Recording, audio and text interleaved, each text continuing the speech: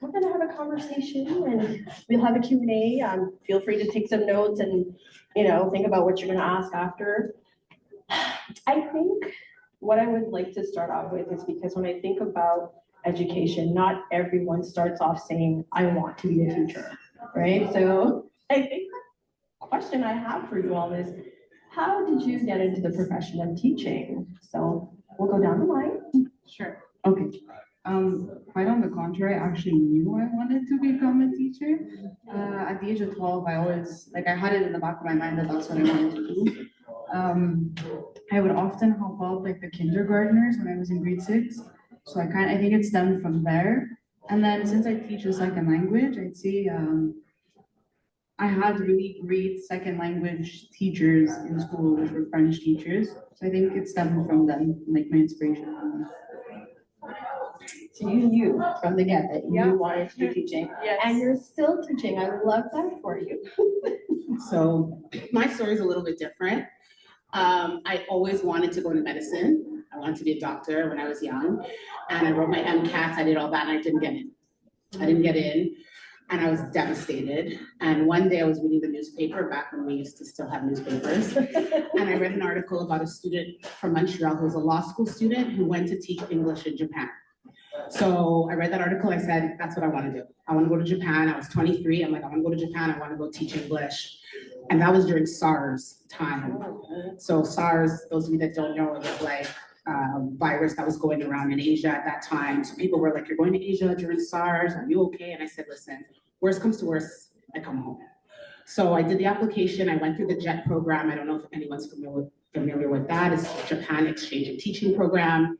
They take students from all over the world. The only prerequisite you really have to have is a bachelor's degree. So I went to Japan for 2 years and I learned so much about myself, and I actually said, I want to go into teaching. So I came back to Canada and I went to Ottawa U. At that time, Ottawa U had a 1-year program. So I had a science degree already, I had a bio degree, so I decided to go do the 1-year program and then learn how to teach. And then I got into teaching after that, and the rest is history. Wow. Okay. Yeah, so for me, it's part of me feel I always wanted to teach, I always wanted to teach, and the other part is other people also tell me you will be a good teacher. So for me, since elementary school, I have a really good teacher who helped me to build up my reading habits. And all these years, all this time, I'm thinking, I love this teacher. And I'm so grateful for this teacher. And I want to be someone like that. So this part of me always there. And my parents and everybody's telling me, your personality will be a good teacher for you.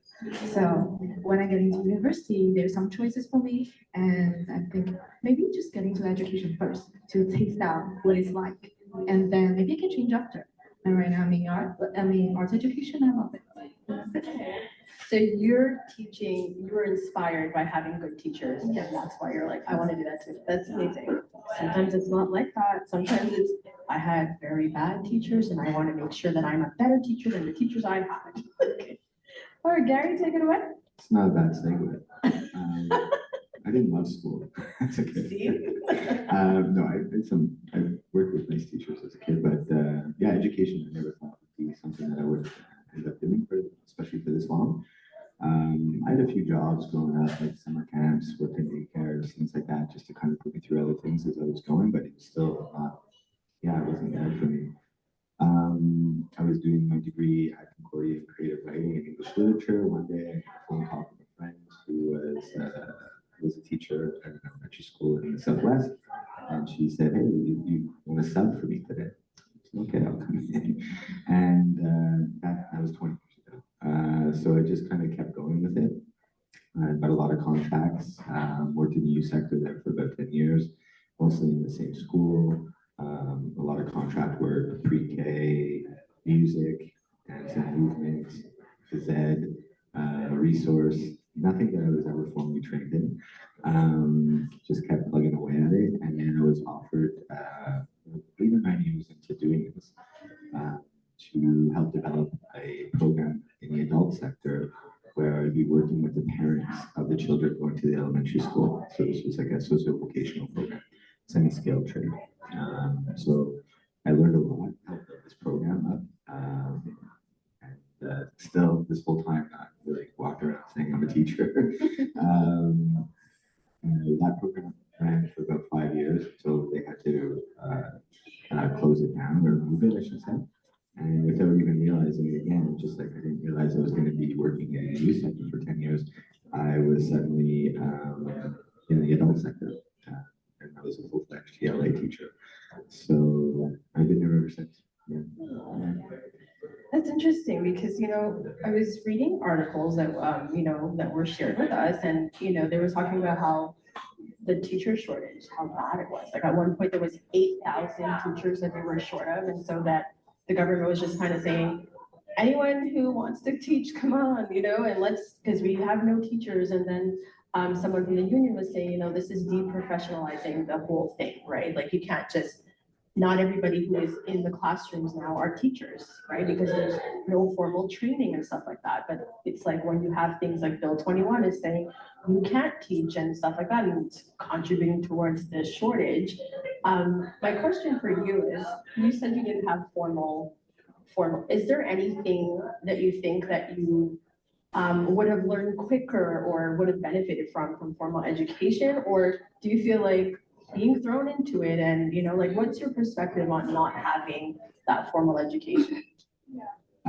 Yeah, well, I've had conversations with formally trained teachers before about precisely this. And the conclusion is usually there's not much of a difference. I'll be really honest with you, not to, I know this sounds really discouraging.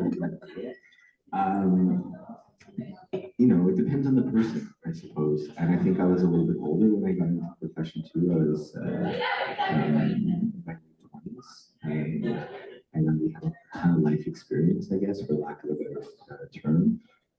I had done a lot of working with youth and camps and things like that already. So the psychology part, I think, is important for a teacher.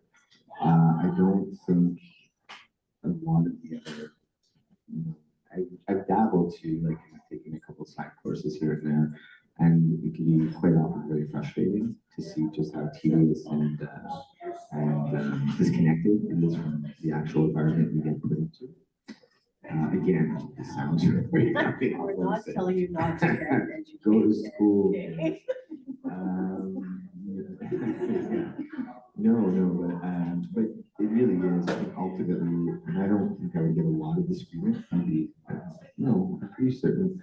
I'd say you're looking at like 2080 in terms of the value of the theory versus the actual practice. I mean, that's really, your first day up, the first 2-year rule is really quite spot on. I think once you're in those buildings, you don't sleep much, you're grinding it out, your learning curve is incredibly steep. You learn really the inner workings of the institution itself. Nothing that you could pick up inside those walls. So, yeah, I think so too. No, like I totally agree as well. Like I never wanted to be a teacher. My mom was a teacher and her life was so overpowered by her profession. She would be correcting all the time, doing things all the time, and then I would be like, Mom, you get paid $1 an hour because of the amount of work you put in at home. And I was just like, I'll never be a teacher. Here I am, a teacher, right? And so I started off the same way, but the thing is how I got into teaching was that I started subbing within the adult ed sector. And the adult ed sector was not as strict with having to have a brevet because we were working with adults.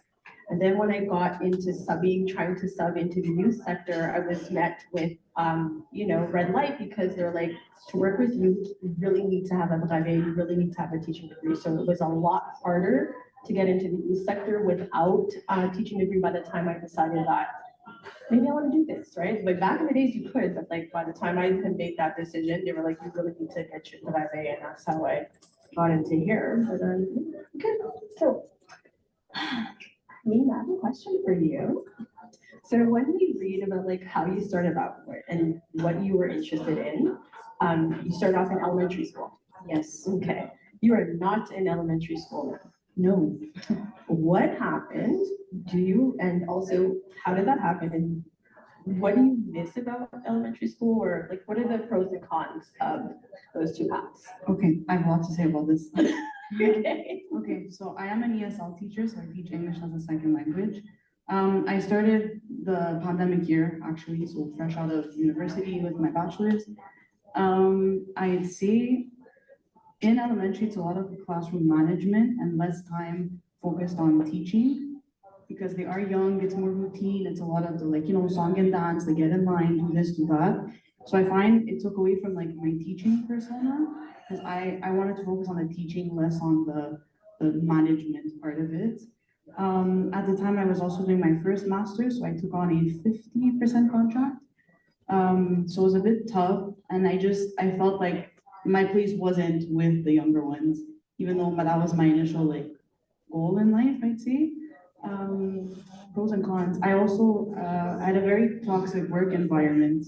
That was one of the other reasons why I chose to leave elementary.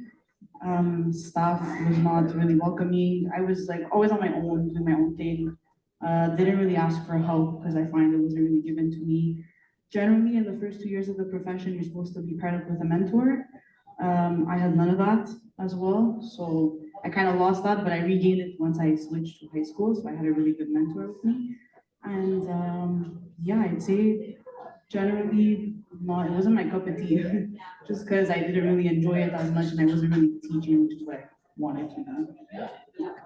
Okay. So like, yeah, I'm always curious, right? Because like you think you know what you want to do, and then you're like, oh, this is the school I want to teach in. Like I've seen it in the teacher ed programs. People are like, this is where I want to do my stage. This is where I want to teach. And sometimes it's the stages that you're like, oh, I didn't really want to do a stage in this school. And then these people start realizing, I actually feel like this school might be my home, right? So I think I'm also encouraging you to step out your comfort zone and go to schools and subs in different schools that you think that might not be the kind of place I want to be in, because you never know where your spirit might just be like, I like this place. So like just following where you feel comfortable, where you feel supported, right? Because I think being supported as a teacher, like if there's any profession that you feel like you need to have someone to lean on, whether it's someone in the institution or outside the institution, I feel like being a teacher in a silo is like setting you up for what we're seeing, right? So the statistics of how many people leave within the first 5 years of teaching, right? So they've gone through the teacher ed, they've done the stages, and they've said, I'm going to be a teacher. And within the first 5 years, they say what, it's 20 to 30% of people leave the teaching profession. So I think my question for each one of you can answer that is, what do you think is causing that? Or in your experience, what have you experienced that makes you say, now I know why people leave this profession? So what are your experiences? And we'll start with you, Yohan, because I went here, there. We'll start with you. If you can think about like, is there anything that you've experienced as a teacher that makes you say, I love this and I'm gonna keep on pressing on, but I can see why people leave this profession? I feel it's like the lack of resources and support as well. And also we don't have, there's lots of things that we are not taught at school and university. I would choose example that I faced up north at the Cree communities. So at the time I had a student who was pretty nice, but it just something happened at his household. So he usually will come to school hungry and also like not in a good mood to learn. So at the time we are very lucky, we have a common room. So I always ask him, say, how do you feel about today? Do you want to go to common room to take a break first? So at the day, like he was not in the mood at all. And when I have a check-in with him, he starts throwing things at me. And also something like that, like I was like totally shocked because I've never been told like I will be shown things at, you know. But at the time, I had one educator in the homeroom, so there's someone to take care of the class at the time, and I can talk to the boy. So we have a talk saying, okay, this is not acceptable, and I will give you a few minutes, and we will come back to talk about it. We can find a solution. But all this is what I come up at the scene. It's not someone like taught me. And beside that, after having this like situation, I talked to the special ed consultant at school, so that's lucky, like we have a support there. But the thing is, it's just this kind of things continuously happening in the classroom, and because I don't have enough knowledge, and that's why that's why the reason I want to quit that job as well, because I feel I don't have enough knowledge to do this job, and I want to go back to school to learn more. So I feel that's the point, like why lots of people want to leave this profession. Okay, Yeah. so what I'm hearing is that there was like unpredictable behavior in the class that no one ever told you that this would be happening, and you didn't know how to deal with it, how to cope with it. And you feel like if you had more resources, that you might have been able to handle it better. And I heard you say that you said like maybe I need to go back to school and learn about this. But that's one of the things that I'm realizing, like as a teacher, I think I had one course in the teacher ed program that spoke, was with Dr. Karen Gazith, it was the diverse learners. And I feel like that was the only course that I felt like I can apply to what I was experiencing, because I feel like there's no course, like what you're saying, to go and learn about that. Like I feel like the teacher ed programs are not, and like, correct me if I'm wrong, anybody out there, if you're doing, do you have courses that are speaking to you about how to deal with difficult behaviors like that, and like not just learning difficulties, but the behavioral issues, which I find like I see a lot of that, right? So for you, you felt like you weren't supported, or like not even that, you were blindsided. You had no idea, right? And maybe if you even knew that that would be something that you would be doing your own research, because now we have internet, we can research, and maybe you wouldn't have been caught off guard. Okay, so thank you for sharing. So does anybody else want to go next, or are you still thinking about it? Life is hard, right? Life is hard nowadays. COVID happened, and I think life is hard for teachers, life is hard for students. I think what school is today is not the same as what school was when we were in school, or even what school was 10 years ago. With social media, there's a lot of pressure for students to be something, and there's even bullying. Back in the day, kids bullied you at school, you went home, it was finished. Now the bullying doesn't stop. You go home, kids are still bullying you online. Everyone has a phone, especially in high school. People are sending you text messages. People are in group chats. People are in group chats and excluding you from the group chats. Like all that behavior, the kids are coming to school and experiencing that. So I think the life that kids are experiencing are a lot more intense than it was before. So you have this individual coming to class with all this. They're going through puberty. That's a whole other thing. And imagine you're going through all this, you're going through puberty, and now you have family issues at home. Your parents are struggling because everything costs 50 million times more than it used to. They're working, they're not home. You're having to take care of your younger siblings. You're getting to bed late, you're cooking dinner. There's nothing in the fridge, and you're coming to class and your teacher's expecting you to do math homework. You know what I mean? Like, life is hard. Yeah. And I think that the students are having a hard time. They don't know how to regulate their emotions. So they're angry, they're throwing things. And I think that having a lot of kids like that is, you have a class of maybe 35 kids, and maybe half the kids are like that, and you're just one person, it's a lot. It's a lot for everyone. And I think as a teacher, a lot of people are like, this is not what I signed up for. I just wanted to teach and educate young minds and things like that. So I think a lot of people are like, I'm just gonna go get a desk job where I can work from home 3 days a week and not be here every day and dealing with this. So even the best teacher comes to work, and if you're an empath, you're gonna feel this. You're gonna feel for all your students. You're gonna wanna be spending your paycheck bringing pizza to school because kids don't have lunch. A kid doesn't have a jacket, you're gonna go and see if you can find a jacket for a kid.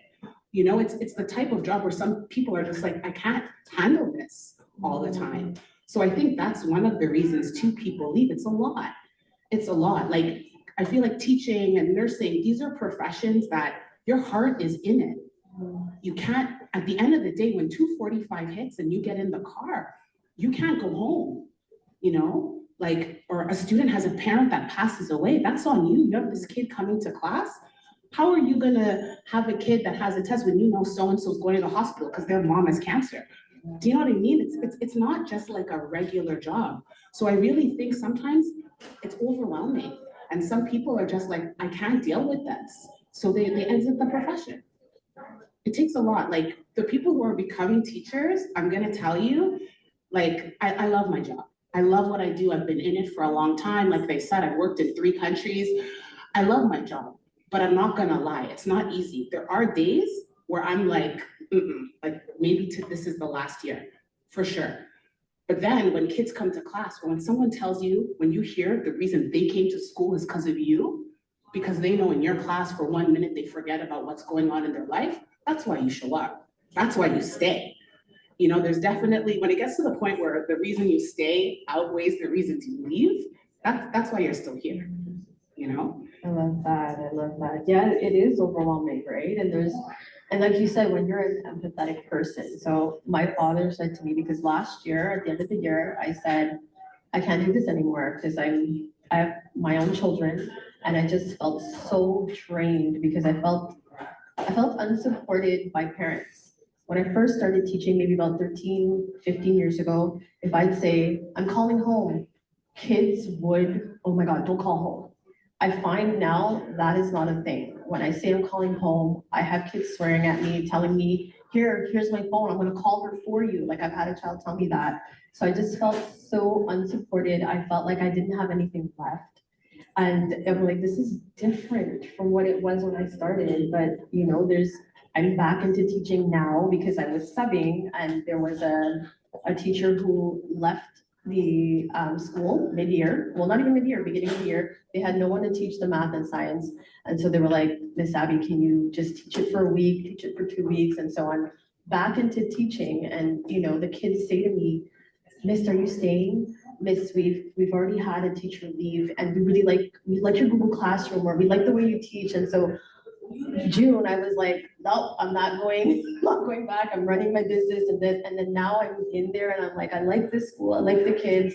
I'm tired. But you know, like you said, when they tell you like, I'm here because of you, or I used to not come to school, but I'm here because of you, and you're like, oh man, you know, so it is rewarding. Does anybody else want to say? I agree with everything you said. I would add though, I think I don't know the word in English, but like surchargé, like we're overworked, I guess, in a way. Yeah, because not only do we have that, I mean, we have to take care of the plan d'intervention, which is, what is that in English? That's an interaction. IEPs. Yes. I chose I come from a francophone school, but yeah, the IEPs, like I'm in charge of taking care of 4 of them this year instead of 3, so they increased my number for that. So that's during my time where I have to go collect like information from other teachers, you know, figure out a plan for them. We have to join committees, so I'm on 2 committees. I started Girls Club with one of my colleagues. I'm part of Gala committee as well, and these are like after hour things, you know, so I need to stay after class. I have a meeting for an hour or so, then I can go home, but it does take a toll. We're tired, like you said. I think these are things that I didn't expect, like in the first couple of years of my teaching. Well, I'm only 6 years into the profession, but I did feel it the most last year, which is my 5th year mark. So I kind of did hesitate there with that as well. But yeah, I think you pretty much summed it up well. You said last year where you really felt it. What was it about last year? Was it just the time? Was it the school? Like, what is it that made you feel like, oh, maybe this might be my last year? A bit of everything. Colleagues are great, but I teach in like a school of 3,200 students. So like, I don't even know half of my colleagues, to be honest, because we're all like spread out throughout the school.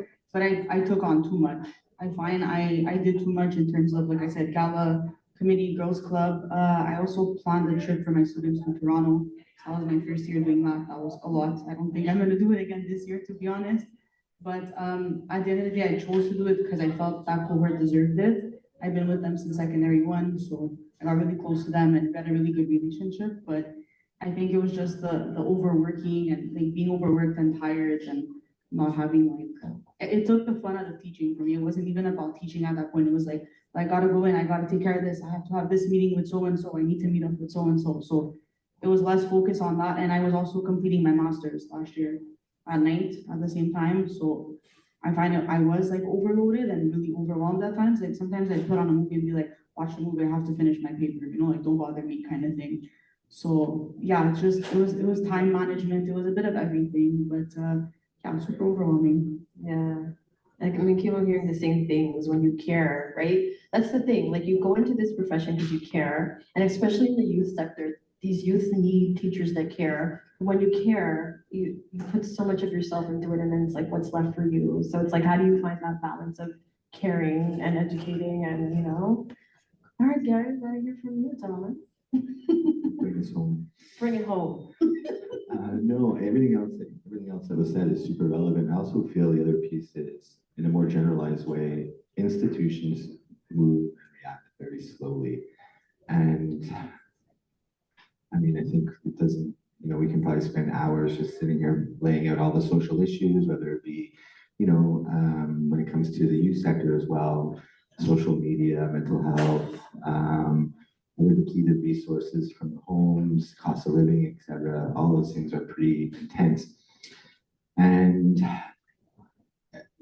I certainly don't want to sound like some old curmudgeon who's been doing this for a bunch of years and just wants to gripe about the system. The people I work with, I adore. I've rarely had a team that I haven't felt have been invested while remaining mostly upbeat, innovative, into it, in their own ways. And that's another part of it too. Not every educator comes in that classic, sitcom kind of mold. Most are bringing in something else to the mix. But anyways, all this to say, to get back to the idea of the people in the buildings are wonderful for the most part. The structure that we're working in now is not just outdating, it's outdated. It's really difficult to, and I mean that specifically with regards to technology and how it's being used and how we are able to respond to the growing mental health issues that they're happening with our students and with our staff, with everybody around us, in fact. And we don't, and again, I don't want to condemn or overly critique and say that, not enough is being done. I also just feel as though on a universal level, we don't know enough yet.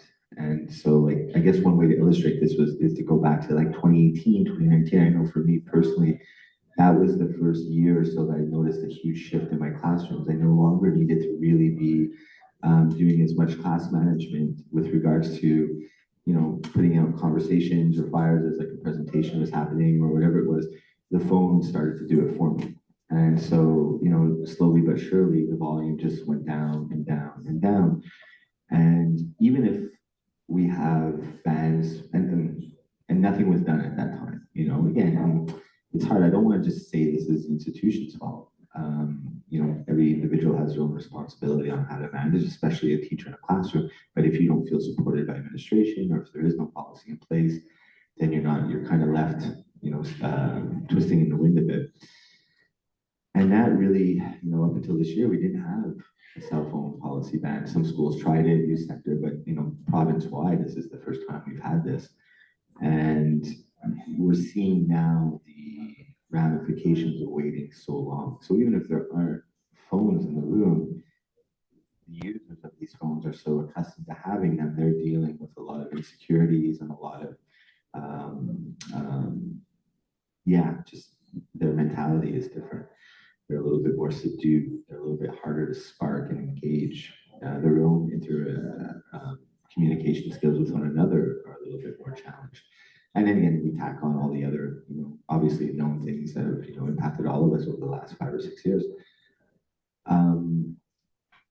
Again, just to go back to the burnout or like the low, I think still teachers are walking into these buildings with a preconceived notion of, things can be challenging, but they're moving forward. They're not moving forward at the pace that we need. And that's, again, not to put the blame on school boards or the ministry or anything like that.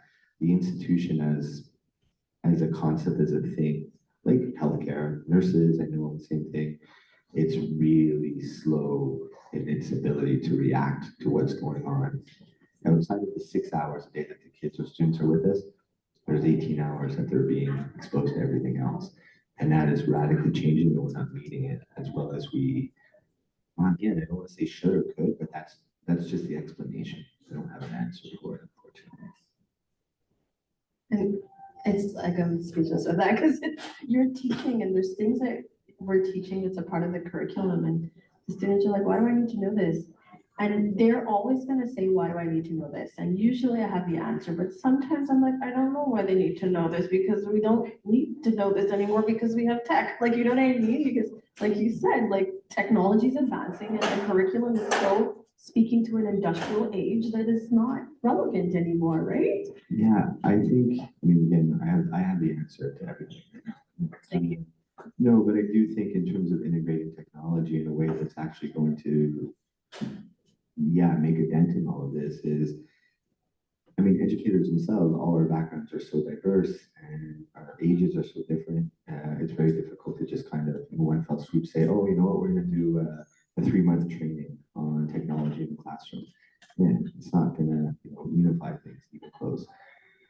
We need more professionals with legit tech, with backgrounds, not just in the technical element of it, but the morality behind it, the awareness behind it. Students need to, you know, especially obviously now with artificial intelligence, we all need to have a better sense on not just how to identify it, but how to see warning signs, how we're interacting with it, how it's developing. We need more comprehensive understanding because the tech isn't going anywhere. So mainly, we're looking at it in class, and a lot of educators I know are still seeing it as a negative tool, and they're right to do so because it's not being used properly, and that's why. So it's either removed altogether. You know, some teachers do try to find ways to integrate it into their teaching, but even still, it's changing so quickly, and that also I think leads to burnout. I think right now educators are having such a hard time dealing with just the base plagiarism piece. And so no idea how to figure this out. And that's just leading to even less motivation. And then you go to the mental health issue. And I think there as well, in terms of the institution, if you want to make forward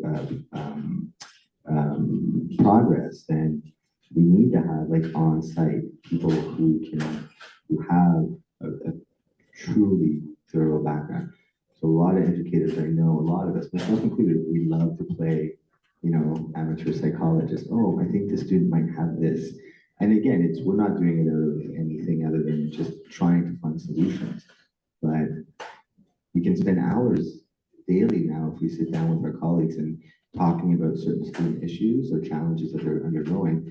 We're just grasping at straws. And I think that could also kind of lead to some professionals just feeling like, I can't get anywhere with this. I don't want to do this anymore. Yeah. So it was really interesting. I just talked about Dr. Karen Gazee that she walked in. She's clearly having a class over there because she was talking about, she's the one that taught us diverse learners.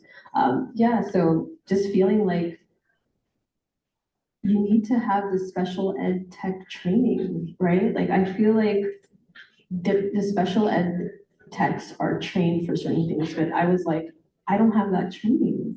And I'm here with these students and I'm like, I need that training as well. I'm the one here teaching them. I'm the one like trying to figure out why is he having trouble with this? And I feel like I didn't have enough training in that, although I did a whole teaching degree in that. And I think that's the major challenge we're seeing today, right? You have big classes, sometimes you have smaller classes, but the kids that have learning difficulties that you're not sure what it is, and yes, there's IEPs, but did you have time to read the IEP? And then, oh my gosh, how do I, you know, so there's like so much things that you're trying to juggle there.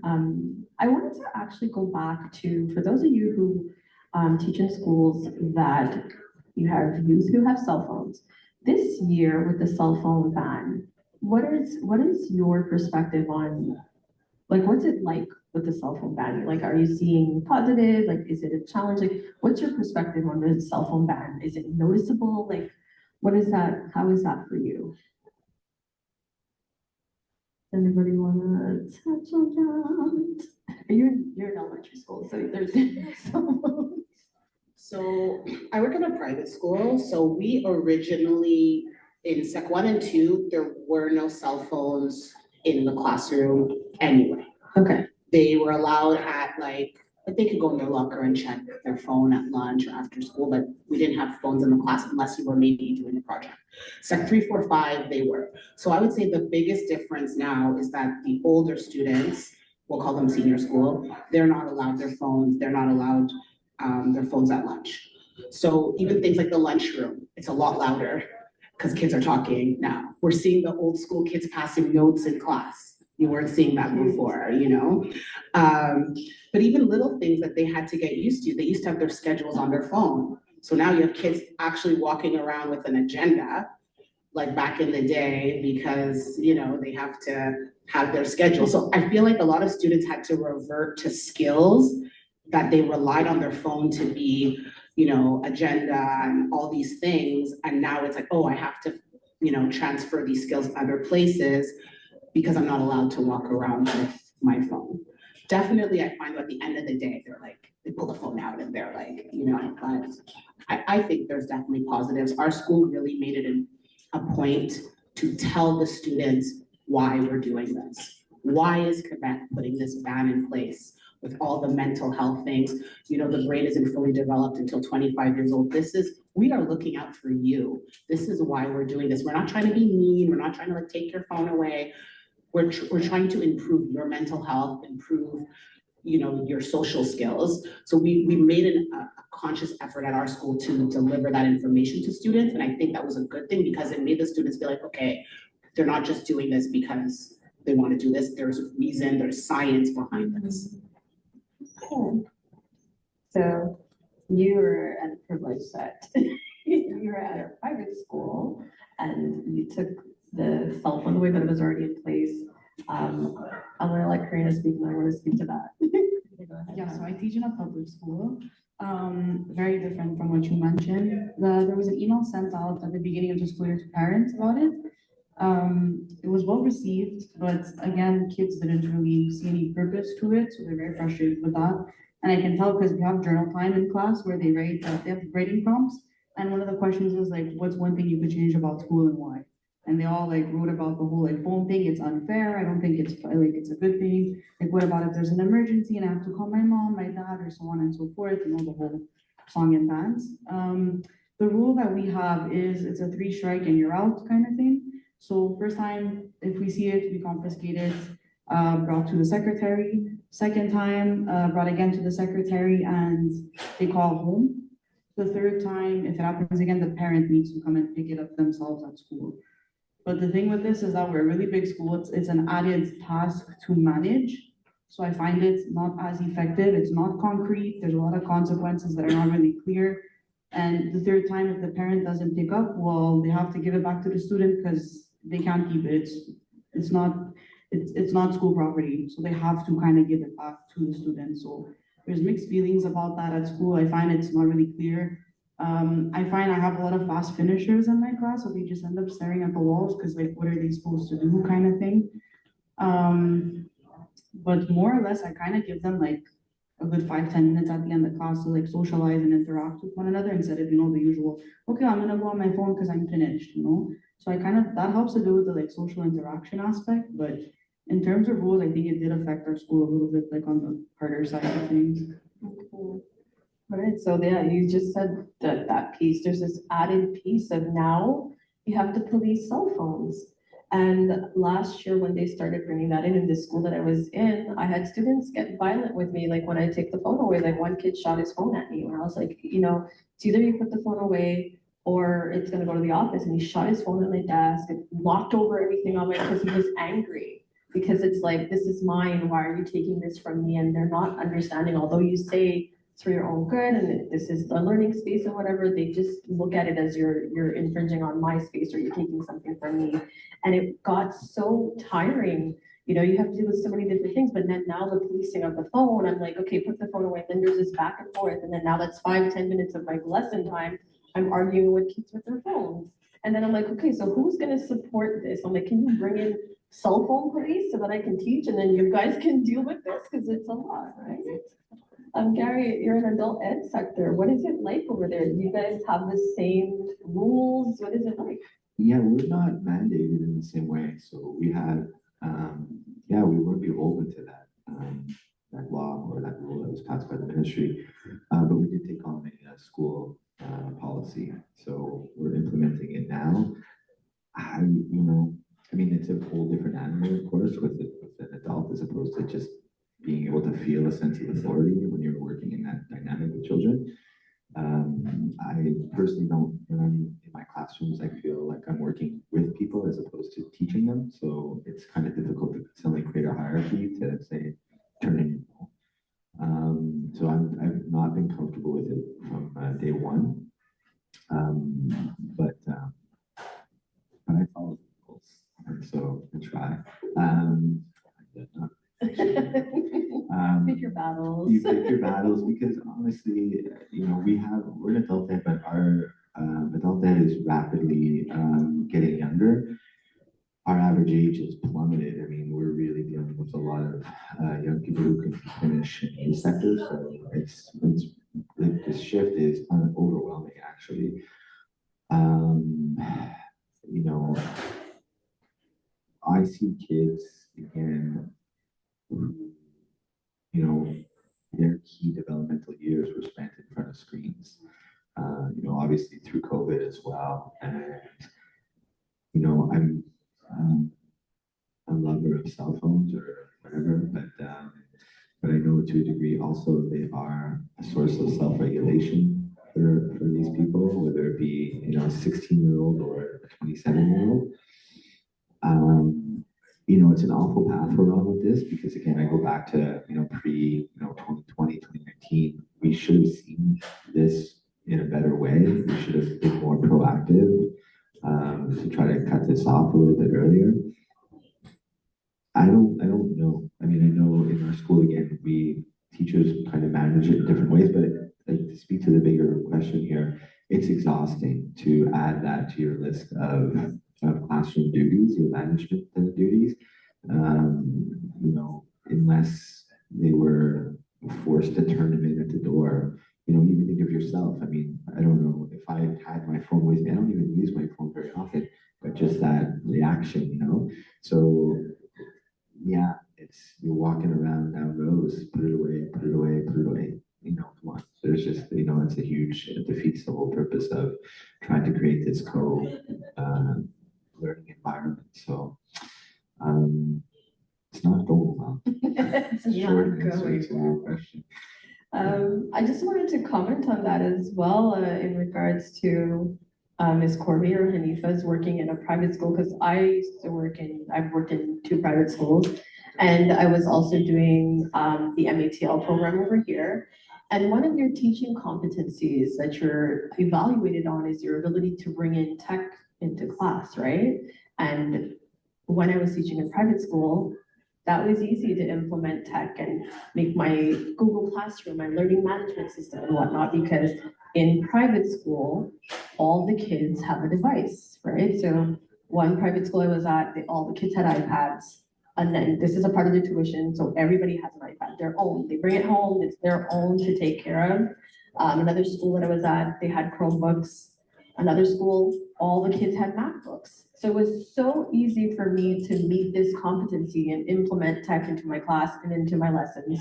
And my learning management system was amazing. Like my Google Classroom, my Moodle was amazing. The kids were using it and I was like, oh, this is great.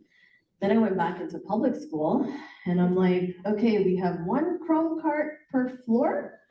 And I have to sign it out there's 10 of us sharing this Chrome cart, and I signed it out. Where's the Chrome cart? Like, you're going to the room where the Chrome cart's supposed to be because I made my lesson so that they're doing gizmos on the computer. I can't find the Chrome cart. So in a situation like that, I'm like, all right, kids, take out your phone, log into your Teams, all the information's there, blah, blah, blah. Now we're not allowed cell phones. Now schools who do not have the money for tech for all their kids, we don't have the cell phones out because it's against the law, basically. So I'm like, this is another part of where, okay, it's a part of my teaching competency. Now I'm all techie. And now I'm like, I gotta go rewind to be a little less techie to accommodate for the fact that the school does not have enough tech for all the children, and now the children cannot have cell phones. So like, that's something I'm like, I wonder if they thought about this, or do you have to revamp your teacher education program to be like, okay, don't be so techy, because not all schools have tech, okay? So it's something, I'm like, are we thinking about that piece? Yeah, one little piece of insight into the institution now, in terms of the public schools, at the beginning of a semester or a session or whatever the year might be, it's really quite comical to see a staff room empty out as 30 to 40 potential teachers scramble to book the Chrome card at the same time. It's like buying tickets to a concert. It's like everybody is just jumping online at the same time. I gotta book it for this period of time. And so that's just another little kind of comical challenge, but yeah, we're not using it very well. No, we're not. No. So I want to go back to something that I was hearing you all say before, because when you're in school, everything is teaching, and students, and my relationship with my students and whatnot. But I'm wondering to you all, because I think when I started teaching, I realized there are so many different relationships that influence your experience as a teacher. And I feel like every teacher values different relationships differently. Like, this is more important to me. It's important to me to have a relationship with my students. It's important for me. So for my question for you is, as a teacher, through your experiences, what are the relationships you value the most? And if you can speak to, is there any relationship that you were like, I didn't even consider this when I was going to school, to become a teacher? So, like I said, there's admin, there's the people you're with, your colleagues, students. So what are the relationships that you're like, this is the most important thing to me, and this is where I pour all my energy in?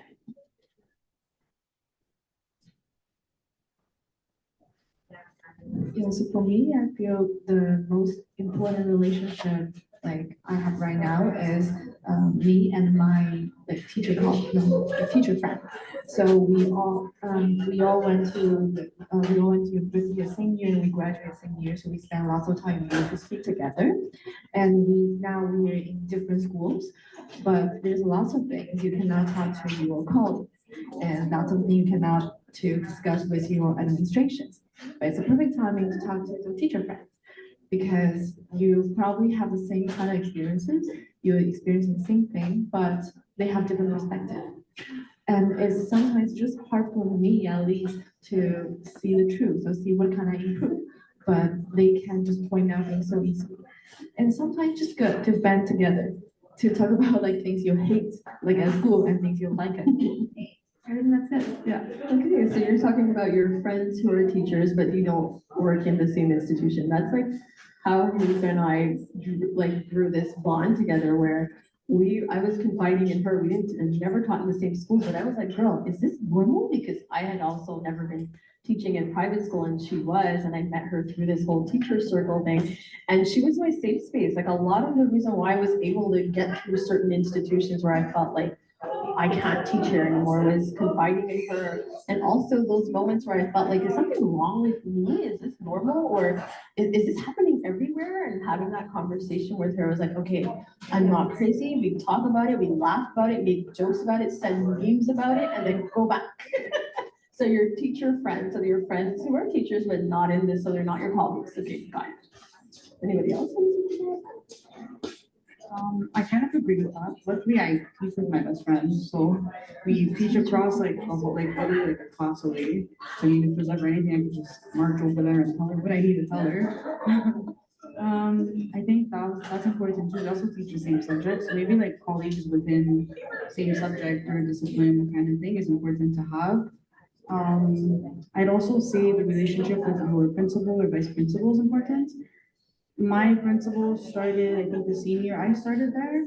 So like we kind of like learned together along the way, and I think she's fairly new to it. She's still completing her degree, but she's still young and she's like new to the game. She came from a private school, but I'd say I have a really good relationship with her. I find I'm able to tell her anything that I need to, or if I feel like, something's not fair or not right, I can go to her. And I value that she really like allowed me to create like Girls Club for my students. Because I know like with the budget cuts and everything happening, it wasn't really possible. Even last year was a bit difficult to start, but she saw the potential in it and she said, you know what, like, I see you're confident with it. I know you want to do it, like, go for it. I'm giving you the green light. So I appreciated that, like, she's welcoming to like our ideas or new things that happen. The same with Toronto planning, it was her first year of supervising this, so we learned along the way together. I'd also say with the janitor, I know we had this discussion as for on Teams, on Zoom, sorry. It's important to value the janitor, you know, like, hey, hi, how are you? Get to know them in case you need certain things. Especially like Kleenex, because we lack that. I mean, I ask him for like a roll of toilet paper at least like once a week. Yeah. But yeah, just to like be friendly with everyone, say hi to your colleagues, even if you don't really know them, don't cross paths with them often enough. I think, yeah, definitely those three relationships I value the most. Okay, does anybody else want to comment on that? Just to add to that, I think when I was in teachers college, they said the two people you need to make sure you become friends with are the secretary and the custodial maintenance staff. eh? Those are the two people you need to make sure you're good with them because they know everything. They know where everything is. They know everything that's happening in the school. To add to that, I would definitely say, I'll talk about relationship with students in a minute, but have someone who has your back on staff. Have a friend who you can go to on that tough day where you're like, you need to close this door. I need to tell you something that just happened. Someone you can trust. I'm lucky that I've made friends with people at my work. I've gone on vacation with people from my work, you know, and I'm lucky to have that. But I really feel it's important to have someone at school who you can trust. I also feel it's important to maintain those friendships with people who aren't teachers at all. It's important to have those people who aren't in the profession who you can go to, who are kind of unbiased, and you can tell them about what's going on in your life and they can kind of like keep track of that. Students, you have to have relationships with students. I feel it's so important to have a relationship with students. And I know people say that all the time, so some people might even be like, well, what does that even look like? Listen to your students. Ask your students questions. Oh, what did you do on the weekend? Oh, what are you watching? What should I watch on Netflix this weekend? Give me a suggestion and follow up. Oh, I watched that show. You watched Brooklyn Nine-Nine? Oh yeah, I watched a few episodes, really funny. Or maybe it wasn't my cup of tea. Oh, you're playing basketball? When's your game? Give me the address. I'll come stop by if I can. If there's games at school, if there's any type of hockey, basketball, whatever at school, and you have 30 minutes, 20 minutes, go to the game. Go to the game, watch that kid, because that kid might not be the best in the class, but on the court, they're fire. On the ice, they're amazing. And then touch on that. Guys, I went to the game last night. Man, you should have seen Jason. He was so good. He shot this three-pointer from half court. Guys, you should have been there, blah, blah, blah. That kid's gonna sit up a little bit taller. That kid's gonna realize like you care. You know, if a kid tells you like, oh yeah, miss, my sister, blah, blah, oh, how's your sister? How's she doing? Kids don't think you listen to them. Kids tell me stuff and then I follow up and they're like, how did you know that? I'm like, you told me that last week. He's like, I did? And I'm like, yes. You know, so listen to the students, follow up. I feel like that's how you build relationships with your students. Make jokes with them. If they get a new haircut, oh, I really like your haircut. How do you feel about it? Like, oh, I'm getting used to it. I'm like, oh, it's okay. You'll get used to it. You know, I feel like that's how you connect with your students. Say hi to them in the hall. Ask them if they're okay. I know this sounds like a lot, but if someone doesn't show up to your class 1-2 days, send them an email. You good? I didn't see you in class. Is everything okay? Because then even if they don't write back, they will read that email and they will say, oh, Ms. Corby cares about me. Ms. Corby's checking up on me. Ms. Corby's checking if I'm okay. I feel like those are the ways like you build those relationships with your students and you have your students. And then when you do build those relationships, I find their behavior does tend to be better in class. You know, I feel like you give respect, you get respect. I know a lot of times as teachers, we think, well, I'm the teacher, I deserve respect. If you're not respecting your students, and maybe I'm a little bit unconventional to think this way, they're not gonna respect you. Especially the kids these days, it's like you need to, it's a two-way street, I find. So the more you show them respect, you show them you care, they will treat you, I would say, better, if you want to use that type of language.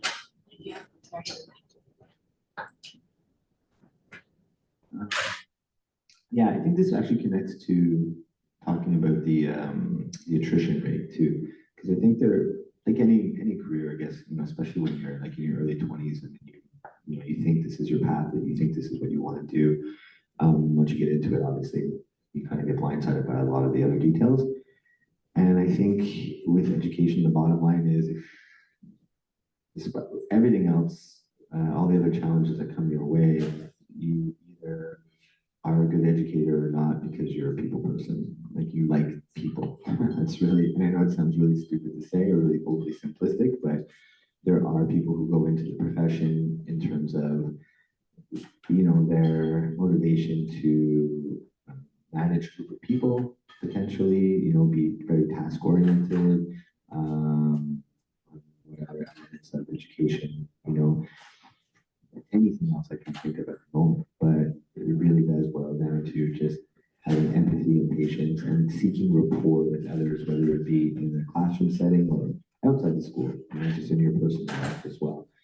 So that's the thing that's really gonna allow you to, I think, last in these places. And I know for me personally, it is really the students. I've got tons of friends in education and so many great people, a lot of fun nights out, stuff like that. Always, if you're with other folks who are like-minded when it comes to just being people and wanting to spend time with other folks, that will all take care of itself. And when you open yourself up to really allow the people that you work with in your classroom, your students, to impress you, to see the type of resiliency they demonstrate, their curiosity, and the adult level, of course, their ability to persevere over a lot of the other things that they're going through outside of the building. That's really, I feel, where you can have the most fruitful types of relationships. Me, I just want to add something like to Hanifa and also Gary, what they said, what they just talked about. I feel like at the beginning we talked about was a challenge or what have we never been told of. That it's like it's a profession beside like tons of lesson planning, overworking, and you spend more time to build a relationship with your students. And that's the most important part because if you do not do this, you cannot do teaching. So I feel that's really what we've just been talking about, the relationship and also the care to students. Yeah. I'm sure Korean's got something to add. Go ahead. Speaking about this, at the beginning of the year, we go over like the rules and everything. I always mention to them, like, for me, it's not even about that you pass my class. It's that you come to my class and you feel safe. That you feel like you can speak your mind freely, that no one's gonna judge you here, that you feel comfortable if ever you wanna talk to me, that I'm always, like, my door's always open for you. I also, something that I actually took away from my bachelor's from, I think it was either Terry Price or Philippa Parks, or of my professors, they had told me, you don't know what's going on at home, you don't know what's happening behind closed doors, so, you know, that student that comes in late or that student that is absent often, instead of like scolding them and saying, oh, why aren't you here? Why are you always showing up late? Talk to them and tell them, you know, like, I'm glad you're here. I'm happy you made it. You know, and I've done that with a girl recently, and like she just smiles every time I tell her, oh my God, like I'm so happy you're here. I get to see you.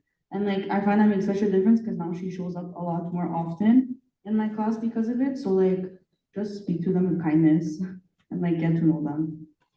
Does that something? Of course. The other thing I just want to say is like, even think about your favorite teacher from high school, your favorite teacher from elementary school. I guarantee you don't remember what they taught you. And I always think of this. In 10 years, my students are going to remember parts of a cell. They're not going to remember pH, but they're going to remember, oh, Miss Corby made me laugh, or Miss Corby made me feel welcomed, or Miss Corby had my back.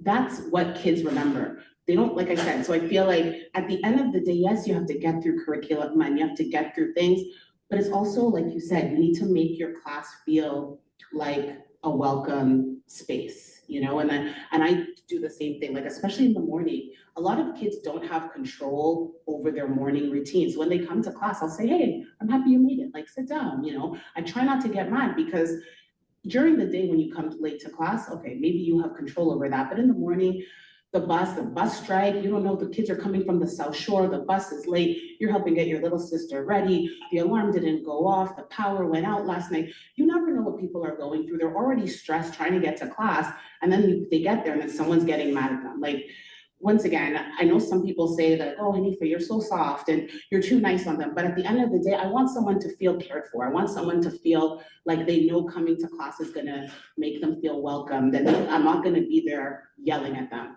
I also try not to yell too much at my students. I grew up when I was young, everyone in my house was loud. People were always yelling. My parents are from the Caribbean, they're from Trinidad. Everyone's loud. It's not even like they're angry, they're just loud. They're loud. So if they come from a house that's loud and then you come to school to a teacher that's yelling, it's too much. It's too much. So I tell them, I call it the devil wears Prada technique. I don't raise my voice, I lower my voice. When I want to get mad at a kid, I tell them, I'm like, come here, come here. And I lower, and then of course, everyone else in the class wants to hear. So they all start getting quiet. I'm like, come here. I'm like, oh, stop doing that, stop doing that. And I'll lower my voice. So then when I do yell at them, they know that I'm serious because I rarely yell. So when I do raise my voice, they're like, oh man, Miss Corby's crashing out because, you know, this is what's happening.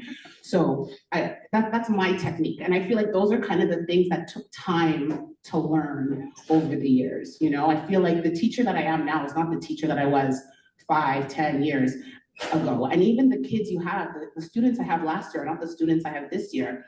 And sometimes, even if you think you have your classroom techniques down to an art and you're really good at this, they bring in a certain cohort of kids and you're like, oof, I gotta go back to the drawing board. I gotta change my ways because what I did last year doesn't work with this year's kids. So I feel like teaching always like keeps you on your toes, you know? It's always like something new because there's always new students.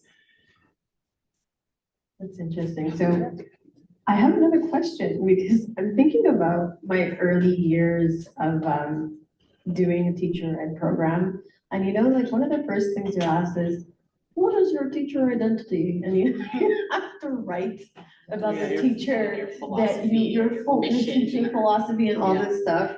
And you write this stuff and you're like, my students are gonna know me for my excellent filing skills, or like you say some crazy things.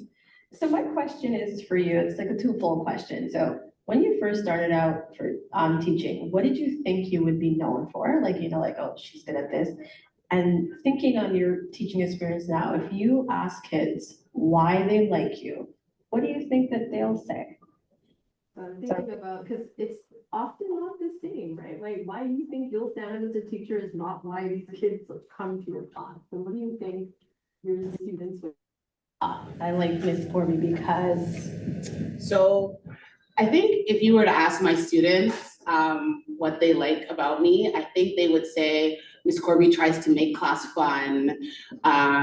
Miss Corby tries to like get us to learn, but to make it interesting. I think they would use the word fun a lot. They would say Miss Corby has a good sense of humor.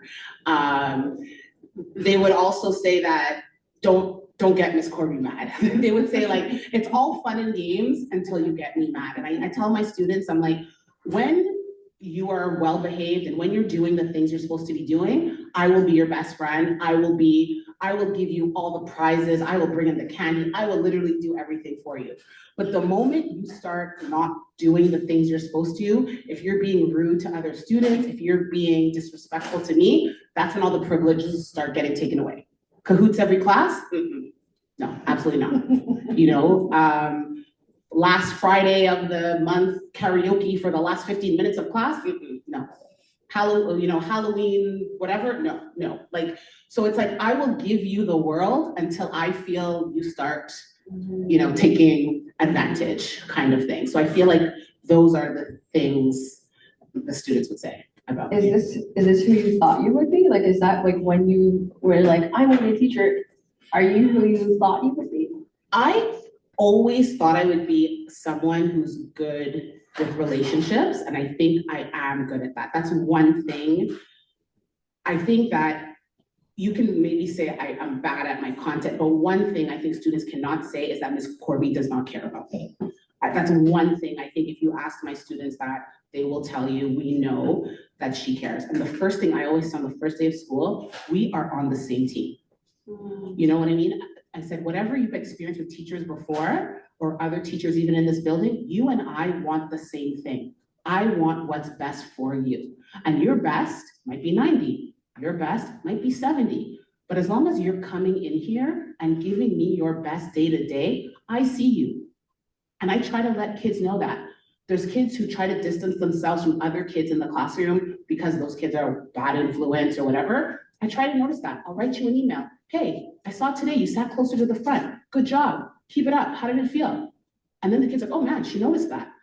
Because kids think you're not paying attention. Kids think you come in there, you're teaching whatever, at the end of the day, you're not. They don't think you're noticed. But when you show them you're noticing, they're like, oh my God, she's watching me, she's noticing. I feel like those type of things. So in that aspect, I am the teacher that I want to be. And I want to maintain that, and I want to keep doing that, you know, for however many years. I don't know, you know, someone says to me like, Miss, do you see yourself retiring from our school? And I'm like, let's make it to let's make it to 2026 first. One day at a time, yeah. So, before you go on, I just want to comment on something you said. So I like that what you said, you're like, we're on the same team. And I feel like growing up, I didn't feel like that. Like, I felt like teachers were these people who, first of all, did not live on planet Earth because you never saw them in public. Like, I never saw my teachers in public. I mean, do you guys live in like a compound? Like, you sleep at the school? Right, like, do you sleep at the Yeah. school? Like, I don't see you in public. And there was always this talking down to, you know, and you saw them as the holders of knowledge and you hold the key to everything. And there was always this, like, you're gonna respect me, I'm the teacher, da da da da. And even like my upbringing as a West Indian, like that's how the dynamic is with adults and students. And I feel like you said, the kids today, that doesn't work. And I'm not even saying become their friend, because you know, some people will hear this and be like, oh, you're trying to be your student. No, I'm not trying to be your friend. I just want you to know that there is someone who cares about you and your learning and cares about how you're doing. Because let's be honest, sometimes parents, depending on the situation, they don't got time even for their kids sometimes. They're working, they're trying to put the food on the table, they're trying to, you know, put clothes on the back, pay the rent. Like, they don't have time to sit down with their kid and be like, how are you doing? Oh, you don't look so good today. Have you been sleeping? Like, what's up? You know, and then that's how kids often open up and they'll say things you didn't even ask about. You're just asked how they're doing. And next thing you know, the kid's telling you this whole story about something that happened. And you're like, oh, do your parents even know this? And sometimes they don't, you know? So I agree. I think the teachers of yesteryear are not the teachers of today. Just how the kids aren't the same kids. So you can't teach them the same. You know, you have to kind of, what did someone say? Iron fist in a velvet glove. Like, it's like you have to be a little bit stern, but you have to come at it with care. Okay. I think Karina wanted to add. I'd say pretty much the same. Who sums up with a hint of sarcasm, a little more. I'm very sarcastic. I guess that's how my students would describe me. And I'm also like the secret knower. Like, I know everybody's secrets. Everyone, they all come and tell me their secrets. So it's kind of cute. Would I say if I'm who I thought I'd be? I don't think so at all. Since I started off in elementary, I always thought I'd have like, you know, like the patience of like, okay, guys, come sit down and do this and that. And then I ended up falling in love with high school during my third stage. And I was really, like, I'm a very shy person, especially speaking in front of like older kids. So I found that like had caused a lot of anxiety for me at the time. But now, like, I find I found my place in high school and that's what I love to do. So I guess I'm more of myself. Like, I'm a teacher, but I'm also like myself, and they get to see like my authenticity. Like, sometimes I share with them, you know, like, oh, like I'm at McGill doing so and so, or I learned this at McGill in one of my classes, and I bring in that kind of knowledge with them too, and I talk to them as like an equal, I'd say. So I think that's important to note. But yeah, I guess what you said, like empathetic, listening, knowing that I'm there for them at all times. I often go watch their soccer games, volleyball games, basketball, so on and so forth, and they really appreciate that. So like knowing that you're there and you support them outside of school is also really important. So yeah, I think my identity really changed from who I thought I'd be to where I am now. Thank you. And then for Carrie.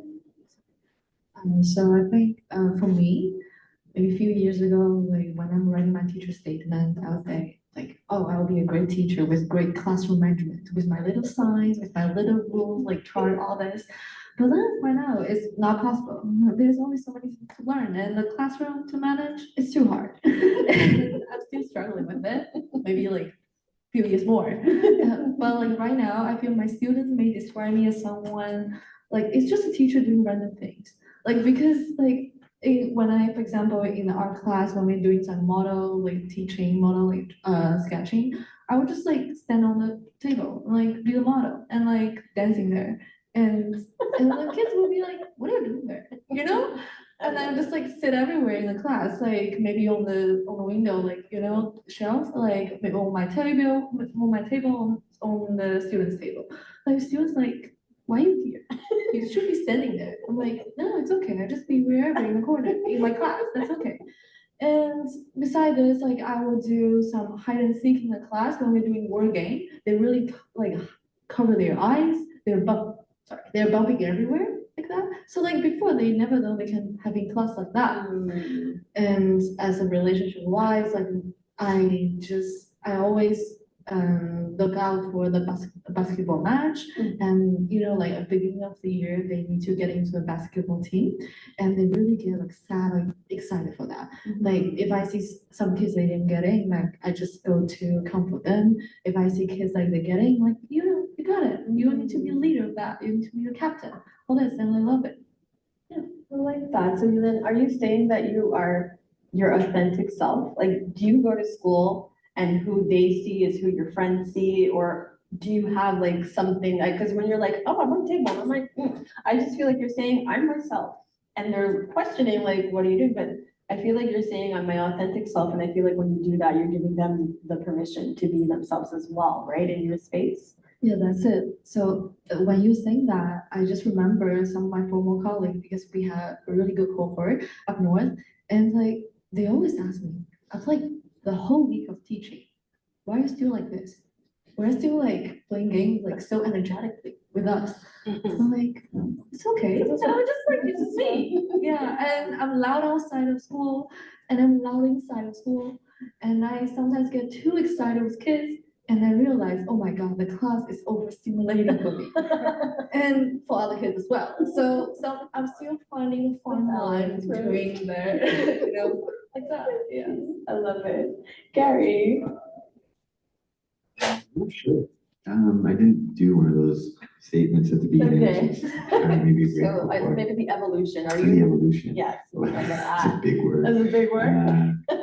No, I do think though, it does change, of course, and depends on your circumstances, what age group you're working with, your own age, your experience. And I guess I'd like to think that, the folks I've worked with over the years, whether it be in the youth sector or in the adult sector, just honest, I guess, and pretty, I don't have the energy or the interest in trying to create other personas for myself in the classroom. And so there will be moments when I'm pretty monotone.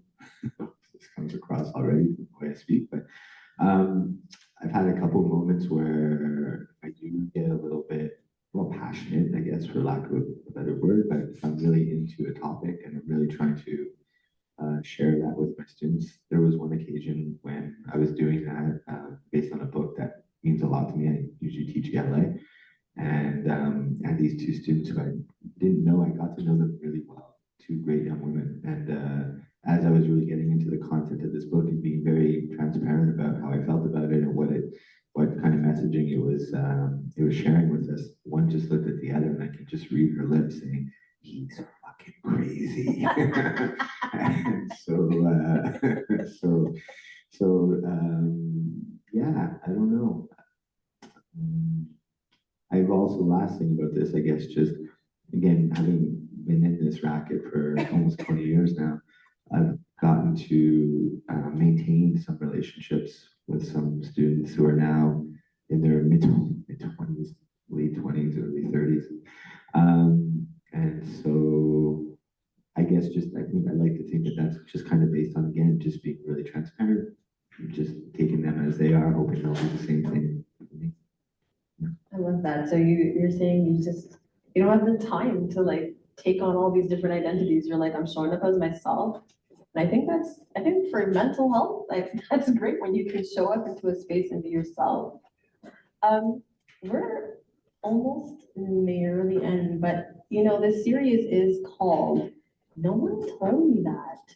So I think a great way to wrap up this conversation is to think about what is something that you think about that you're like, no one told me that? Or even like no one told me that I would have to do this, or like one time I was, they had budget cuts in a school that I was working at. They let go some of the security guards because they didn't have the funding. So on our spares, every teacher had a security duty. I had a walkie-talkie. I had to patrol the school. And if there were issues, I had to on the walkie-talkie and call for backup. And I was literally sitting there saying, no one told me that I would be working security in this school. I'm like, I didn't sign up for this. Like, there's a fight, there's a this, there's a that. This one's supposed to be in the hall, not supposed to be in the hall. Who do I call? And I was like, no one told me that I'd be working security in this school. So either, something that you were asked to do or you're expected to do that you were like, or, however you want to take this. No one told me that. Anybody want to take it away? I was like, Corinne's like, I got a list of stuff no one told me. I do, but I think the most obvious one for me was no one told me how to use a photocopy machine. That was a good one. No, I didn't know you had to punch in your code. You had a limited amount of copies to do. Can't print in color. Once you like max out your thing, you have to go talk to someone to give you your code to put in the amount of pages. So that was really stressful for me. And then when you jam it and you don't know what to do, and then you don't want to be blamed, so I just ran away from it. So I mean, No the one told you that you'd be pressured by a photocopy machine. That's right. The tech would work against you. Yeah. Okay. Is that anything else? You said you have a list. I don't even know where to start. No one told me how to use, when you put in their grades on GPI, that was really difficult to learn and like a whole different ballgame. No one told you about that No. part. It's true. No one teaches you how to put those in properly and how to weigh each competency and so on and so forth. Like you only learn that during your internships. And they make us take stats courses, Yes. right? But no one tells you, okay, this is worth 10% and this That's and this and this competency, and how do you put it in GPI, and it's closed. How do I take that comment back? Or like, okay, that's cool. So no one told you how to use the resources or the Yeah. tools that you have to use as a teacher. Okay. Yeah. Anyone else? I'll pass it on. I'm gonna wait, I have to think of. Okay, I got a few. I feel the first one is no one told me that I need to like ask for donations. So right now, because of the budget cut, I have like no materials in my art class. It's all leftover stuff from last year, and I literally going to post something like I'm asking for donations for like the magazines you don't want because we need to do collage, but I don't know where to get all these papers, And also like, but I'm lucky I got someone, I got lots of materials like that. But like, yeah, no one told me that. You need to ask for donations. You need to get the materials from students because they don't have any like that. And the other thing is, no one told me that, like, how to handle the time between benchmark, like doing the evaluation, the reading, when you need to teach, all this, and also IEP meetings. Like, because all this, I don't think any courses cover this. And the last one I would say is like, no one told me that, how to talk to the parents when you have the parent-teacher interview. Because sometimes I look at parents, I'm like, probably you're 10 years older than me, and how should I talk about this? Like, I don't feel really comfortable talking that. Yeah, like that. No one told you. That's interesting. Yeah, no one told you how to talk to parents. Okay. Yeah. Yeah, it's a pretty long list. I mean, I think most of the stuff is already covered though. That's true. They don't, I mean, again, schools, I don't know what it was like, obviously 30, 40 years ago walking into a building. I do know some things from what I've been told in terms of administrators usually staying in one building for quite a long period of time. Now they rotate quite often. Also, like principals specifically would quite often live in the neighborhood that they were working, so they knew the community a lot better. It's so different now, of course. So I guess with that shift, yeah, everything I would have thought I know before coming into here would have been you walk in, everyone knows everything about where everything is and how it all works, and it's almost the opposite. So what you kind of have more of is just well-intentioned people trying to help each other in the moment, and that's pretty much how you get by. So yeah, learning how to use a photocopy machine, learning how to use Tosca or any of those other apps. Oh, there's no books, there's no curriculum, so you have to develop your own curriculum, just a heads up. So you just work backwards. They give you, a copy of the definition of the domain of a certain course, and off you go. It's much easier, obviously, now with the resources online, but at a period of time, like you scramble those first 2 years to build your material. Again, nothing I saw coming. You can get away with more than you probably thought you could in a lot of ways. Just again, if you're well-intentioned, and also once you realize, again, how thin the resources are, they're human resources, so they can work against you, they can also work in your benefit, in your favor, yeah. I'll end it there. You said you have anything? Okay, Sarah, yeah. for sure. Because Gary mentioned resources, I feel like, so there's one thing I recently realized is, oh, for my school, I have an art consultant. I have someone I can look out for, like ask some help. And before that, no one told me that, even the administration. So really look for the resources that you have for your school board, like at your own school. There probably someone can help you. Yes. That's it. I think I'm gonna take a little bit of a different approach to this. No one told me that kids can be very clingy, even high school kids. Nowadays they're using the term the Velcro student. You will have kids that will come spend lunch with you, and you are just like, why do you want to spend lunch with me? Go talk to your friends. But you have those kids that just they like your presence, they like being around you. And I think that always surprises me, because you think of your teacher, I don't know, like you said, I wouldn't want to hang out with my teacher back when I was in high school, but it's a different ball game, it's like, no one told me that kids could be so caring, and I work at an all-boys school, so I teach all boys all the time, never a dull day, high energy at 8:17 in the morning, rolling around on the floor, punching each other, throwing each other, like it's a regular day. But no one would have told me that the captain of the hockey team listens to Adele, but is also wearing tights because he's the lead in Robin Hood. It's like, I think we have these stereotypes of students and stereotypes of boys. And when I started at my school a few years ago, I was really just surprised at how multifaceted students can be. And, you have someone cry because, I don't know, they're a puppy sick, like, you know what I mean? And it's like this 16-year-old, this 6'5", like big guy, and you're like, oh my gosh, you're the same as everyone else. So I feel like those type of things still surprise me, but I was shocked at just how caring students can be. Because I feel like sometimes they get it bad rap more often. I agree, like we keep on saying, the kids are not how they were back in the days, but like there's been so many times where my students have poured into me, right? We talk about how draining it's been and whatever, be a teacher, but there have been times that I've been going through stuff and I come and I show up and I'm smiling and I think I'm fooling them, but there's always that kid who's like, Miss, are you okay?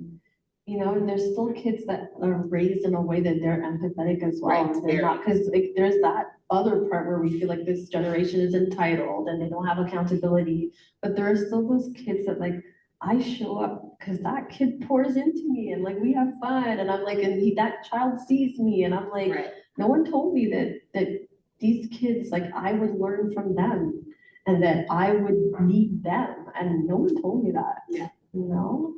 So like, just to wrap it up, is there anything that you would go back in time and tell, it might be the same thing with no one told me that, but is there anything that you think that you go back in time and tell your younger self who was just starting out teaching, maybe scared or whatever? Is there something that if you could go back in time, you would tell yourself? You will be okay.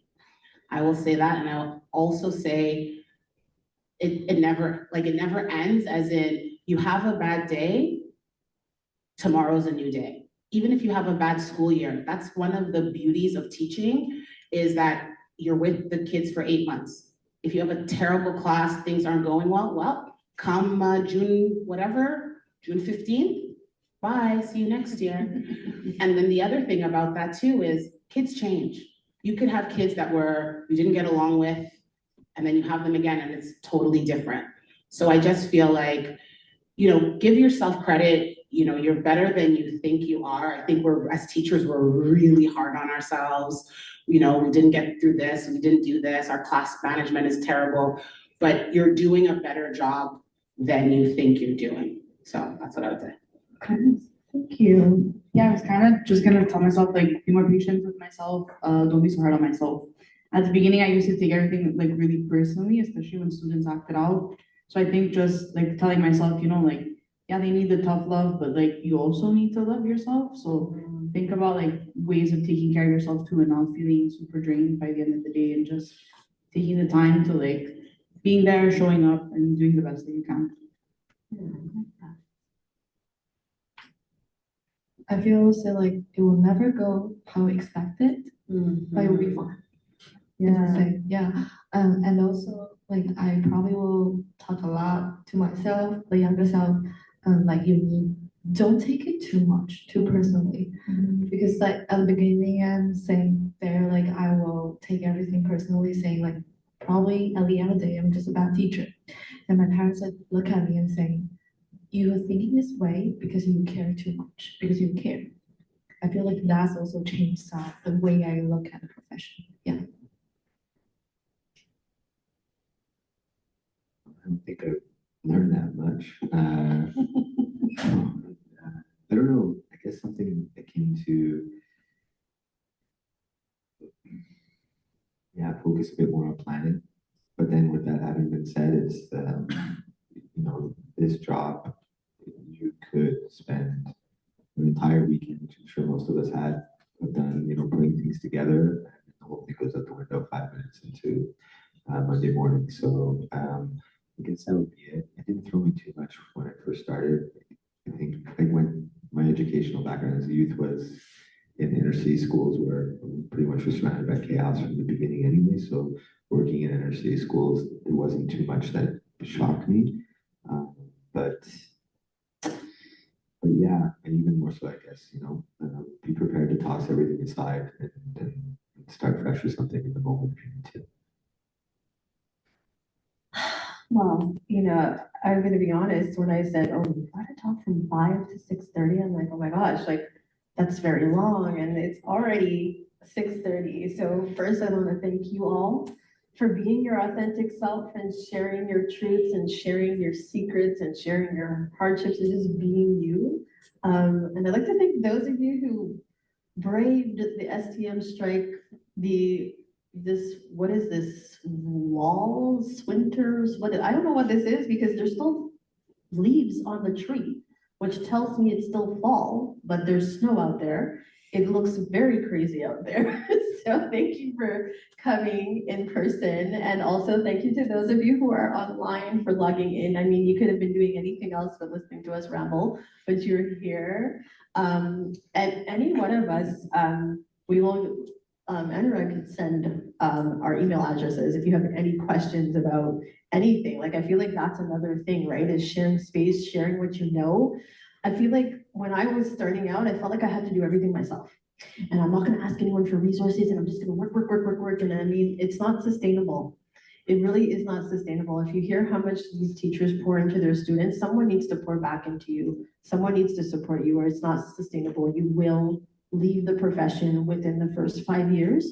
If you don't learn to lean on people, if you don't learn how to prioritize your mental health and learn to say, okay, this has to give, but I'm gonna hold back there and whatever, and it's really having a community. You cannot do this work in a silo. You cannot do it alone. It's, like I said, it's not sustainable. So finding your community, whether it's people that you meet at panels like this, bouncing questions off of them, like email is such a great thing, right? You don't have to call anyone and be like, hey, do you have time?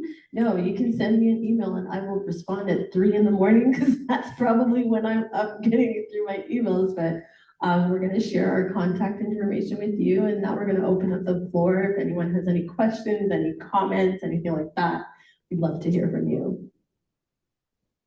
We do have some questions on Zoom, actually. Sure. Let's start with that. Yeah, Mike? So I have one here. So I'm just going to read it verbatim. Is it the lady in white? I imagine that might be you, Elin. Mentioned the student throwing things. How did she cope with the bad behavior after all? She went back to school. Not sure I got that. Me going back to school or? Yeah, How after. did you go back to it after experiencing that, the student throwing Okay. things? Like for me, it's just the incident. Probably they just need a way to let out of the anger or the frustration, and that's it. And it also took me a long time to think it's not personal. But after that, I've just talked to the kids. After I give him the break, I talk to the kids saying, it's not okay to throw things at anybody, and including you. I don't want you to have someone throwing things at you. And beside this, I know something happened today. And if you feel comfortable, you can talk to me. And maybe so the boy did not respond to me right away. He got more time in the common room, but at the end of the day, when he's going to recess, he leave me a little note, something like that. Yeah, so that's how we deal with that. Give them time to process. Thanks. Another question here. Which secondary school grades were most challenging to manage in terms of student behavior? For me, it's the one I teach now. I think teaching grade 7, grade 8, sec 1, sec 2. It's like they're older, but they're not. Like I said, they're going through puberty, the hormones. They're trying to establish their personality. I just feel like sometimes they can be a little bit crazy. So, I agree and disagree. It also depends on the school and the mix. You're in an all boys school, and I feel like I've taught in all boys school, and the things that I never thought I'd have to say. Oh, wow, yeah. I'm like, what the heck? Because I'm a girl mom. I have 2 daughters. There's certain things I never had to say, and then in a boys school, I was like, I never thought I'd have to say that in the classroom. So the grade 7 is challenging at times, but also I find that they're less disrespectful and they don't talk back as much because they're still scared of the fact that they're in high school and it's a little bit different. So they're a little bit more manageable, I find, other than the things that you're like, why are you doing this, But I find that they're a little bit easier to manage. 8, they start getting a little bit I'm in my 2nd year of high school and they become a little bit, talk back a little bit. Grade 9. Have you taught grade 9? Not in a long time. Okay, so grade 9, I think that's the year that for me has been the most challenging because now, it depends on the school too. In my daughter's school, grade 9 is considered senior school, so they're no longer middle school. And the grade 9s, their chests are big, they're like this, and I'm grown, and they think they know everything. And there's a little bit more attitude in the grade 9s. And then grade 10, you have I'm scared of the ministry exams a little bit, so they're a little bit more manageable. And then grade 11, I already got all my credits, and they're kind of just I'm on my way out and whatever. And grade 11's fun, but I think the most challenging in terms of pushback, grade 9. 7 for me is the easiest. They're still very quiet and scared for half the year. And that's my opinion and my experience. Anybody else? I agree with that. I've taught secondary 1 to 5. I've done all levels. The 1s are babies. Yeah. The 2s are I'm getting comfortable, but I still I know my place, but I'm getting comfortable. The sec 3s are the most challenging. I have the sec 3s, which is grade 9. So I know exactly what you're talking about. Sec 4 are kind of nonchalant, I guess, and the 5s are even more nonchalant. Well, it's I made it this far, so it is what it is, kind of thing. Right? And most of their credits that they need to graduate, they got them in grade 10. Yeah. Right? And they're just That's true. Yeah. So I'd say secondary 3 is the full hormone and the attitude and everything. Yeah, secondary 3. Yeah. I agree with that. Those are the questions on Zoom right now. Okay, anybody have any questions out here? No? I'd like to hear, maybe could some of you all say what program you're in? Are you in what year you're in? Does anybody want to share that? Sure, do you want to take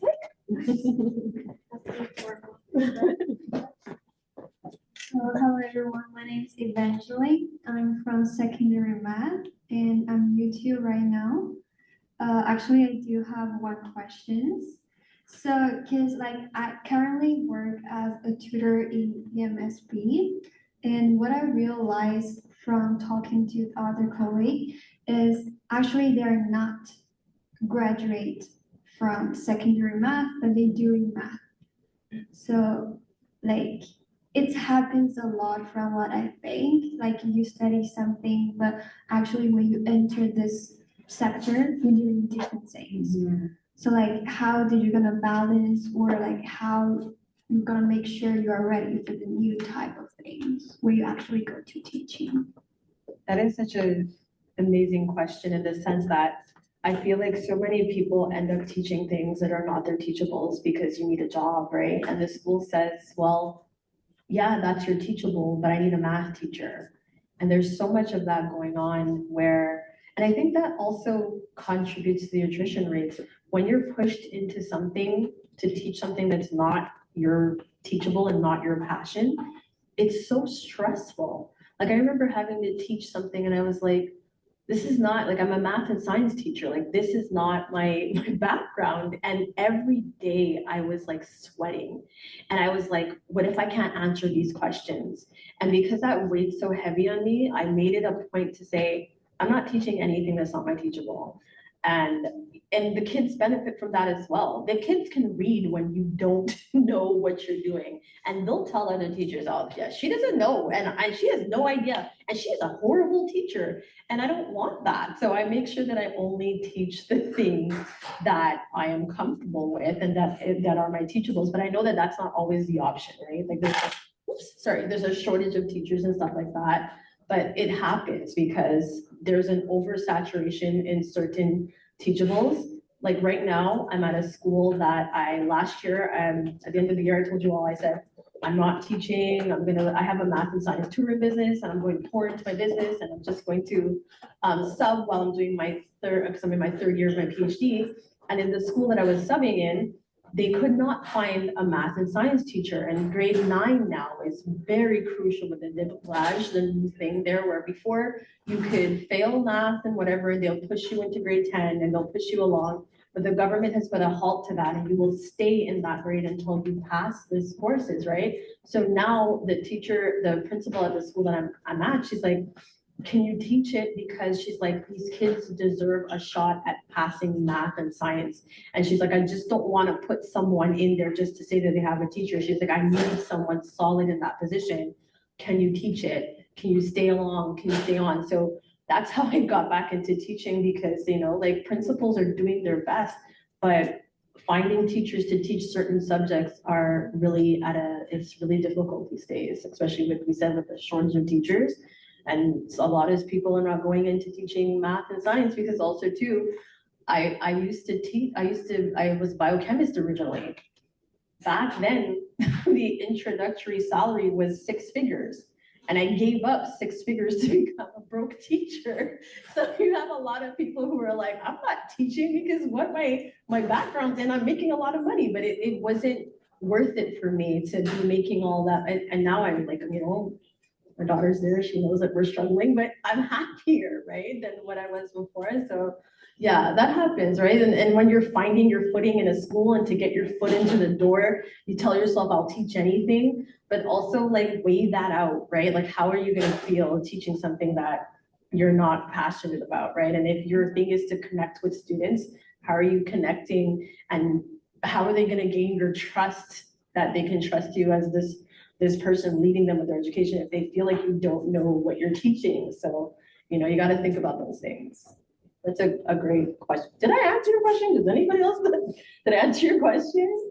Yeah. One thing to Sure. that too is check with the schools, make sure that they have good pet consultants.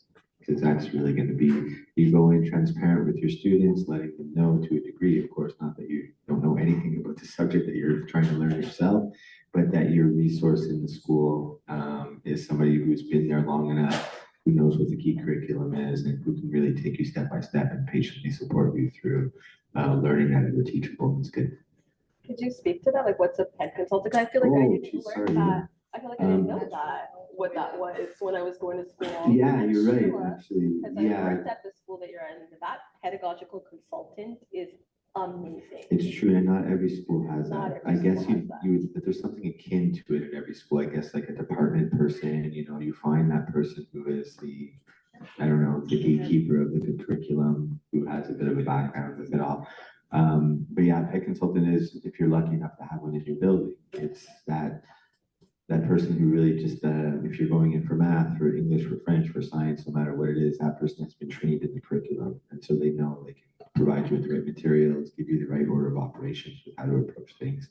And also give you that guidance and that understanding that you're taking this on for the first time, so you don't feel that the imposter syndrome as well, which creeps up on a lot of people when they first go in. Yeah, for that. Yeah, there's a question over there. I'll take.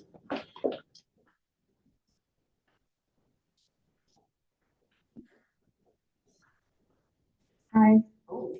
Hi, I'm Andrea. I'm studying education and global contexts, and I'm in my first year in this program though. I have two questions. So my first being, so the degree that I'm in doesn't really provide certification to teach, although I do want to teach after this degree. And even like where is kind of a question mark. I was wondering for those, I don't know if you guys have already covered this and I walked in late, but for those of you who kind of took maybe an unconventional path to being certified to teach, either that be, you know, getting your bachelor's in a separate degree and then going to the teacher's college, I was wondering, or even like teaching abroad, I was wondering how, first of all, what that process was like getting that certification after your undergrad, and what that experience was like, as well as how experiences from those diverse backgrounds have influenced the way that you teach and handle your profession currently. Good question, girl. So yeah, so I had an undergrad in biology, Bachelor of Science in biology, and then I went back and did a Bachelor of Education only. So that was a 1-year program before, now I think it's a 2-year program, and now they're talking about it being a 1-year program again. There's the MATL program that McGill offers, that if you already have a degree, you can do that 2-year master's, and they pretty much just teach you how to teach. In terms of teaching abroad, it depends on where you're looking to go. So when I went to the Emirates, I was hired by the Abu Dhabi Education Council, and I went through a company, like a Teach Away. There's quite a few companies out there that if you're looking to go to the Middle East, or if you're looking to go to Southeast Asia or to Australia, they will let you know. A lot of the times they're looking for at least 2 years of teaching experience, but it depends on the country. So that's what it was. When I went to the Middle East, they were looking for at least 2 years of teaching experience. And when I went there, saying it now, it sounds a bit crazy. So I went from 2013 to 2017. I was there for 4 years, and you're not told where you're going to be placed. So you go in, they do give you a bit of PD, but just like here, it's just like you don't know what you're going to be in until you're in it, you know? So basically, I'll just speak on this just a little bit. The Emirates at that time was looking to modernize their education system. As you may know, the United Arab Emirates is a very new country. It's only about 50-something years old as a country. And they were looking for teachers from more established countries with more established education systems. US, South Africa, Australia, UK. So they were bringing in teachers from these countries. You fill out an application, you do an interview. I had to travel to Toronto to do the interview. They didn't do interviews in Montreal. And then they select, they help you with the visa, they buy your ticket, and they bring you over, and then you get assigned to a school. So my school was actually quite rural where I was. It's like, they called it like a desert school. And there would be times where I'd be in meetings, an hour and a half in Arabic, and then we'd ask for a translation. It would be a 2-sentence translation. When I tell you, you have to be so flexible when you go abroad. If you are the type of person that likes things a certain way, it's not necessarily the life for you. Like, you really have to be so patient, go with the flow. Because when I tell you, there'd be days the kids would come, they're like, Miss, school's finished. I go, what do you mean school's finished? It's 10 o'clock. Miss, there's not enough teachers. Teachers called in sick. So everyone go home. And I'm like, okay. Like literally, like that's how it was some days. And some days you're just like, okay, go with the flow. Time to go home, I guess. The system is, it's so different depending on where you're going to work. After the Emirates, I had a lot of friends that went to China to teach. A few friends went to Hong Kong to teach. They love Canadians. I'm gonna tell you that. If you're looking for an experience, international schools love Canadians. We're well educated. They find that we're flexible, we're really easygoing, we know what we're talking about. We're highly, like, I would say in demand. So if that's something that even crosses your mind, I would say look into it, because not only do you grow as a professional, you grow as a person. Living abroad and having to take care of yourself and navigate a different country's banking, a different country's hospitals, when I tell you, you learn so much about yourself, you make friends for life. Like I've been back from the Emirates now for 8 years. I've gone to Hong Kong to visit one of my friends who's teaching there. I've gone to the States to visit friends who I've made. Like these are some of my friends that were lifelong friends. So if that's something that's actually crossing your mind, I 100% would say do it. Because I know people who kind of are like, oh, I wish I had done that, but do it. Like I'm that person that I will tell you, it's a little bit scary. Even my parents like, you're gonna go to the Middle East, you're Black, you're female, you're this, you know, and I'm like, listen, worst comes to worst, you come back home. You come back home. That's what I always say. You come back home. Put that on your visa, return ticket, come back home. But you can do it and you can trust yourself. You learn, like I said, you learn so much about yourself. It makes you such a flexible person and you just learn to see the world. You learn to see the world, you learn to see how the world is. And there were days, the only thing keeping me there was the money. I'm not gonna lie. There were days when I opened up my pay stub and I was like, okay. And then I closed it because some days were really, really difficult. You felt alone, you're away from your friends, you're away from your family. You have to make all new friends. You have to navigate this whole new system. Sometimes the people you work with, they're speaking a different language. They don't make you feel welcome sometimes. But then on the other hand, you do have people who you connect with and you have this forever connection because you guys were all in the same situation. So I would definitely consider it if it's something you're thinking about. And I just wanted to add, like, I wish I could, but I was a young mom and I had kids and I couldn't, but I really wanted to do that. So I did what she said, the MATL program. So I had been teaching for about like a good 8 years. But I was getting by on tolerance because it's a literal certificate called tolerance in the sense that they couldn't find math and science teachers. And because I had a degree in biochem, they would let me work.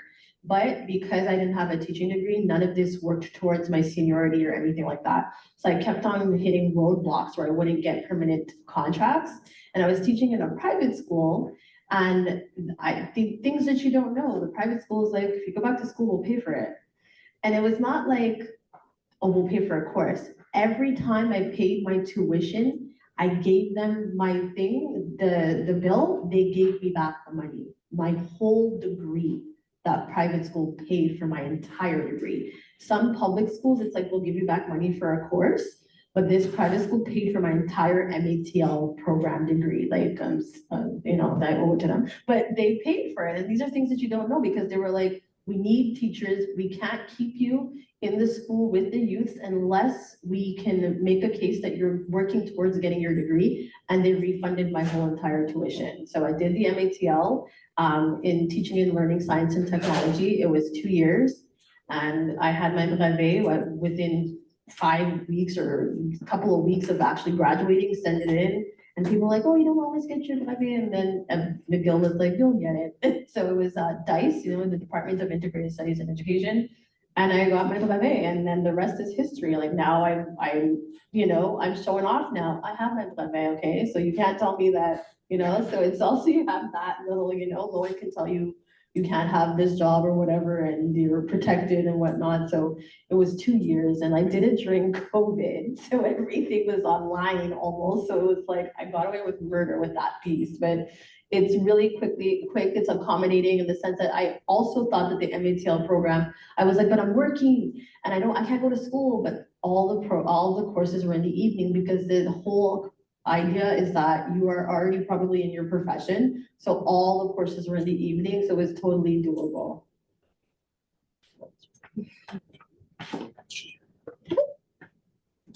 So we got one question online.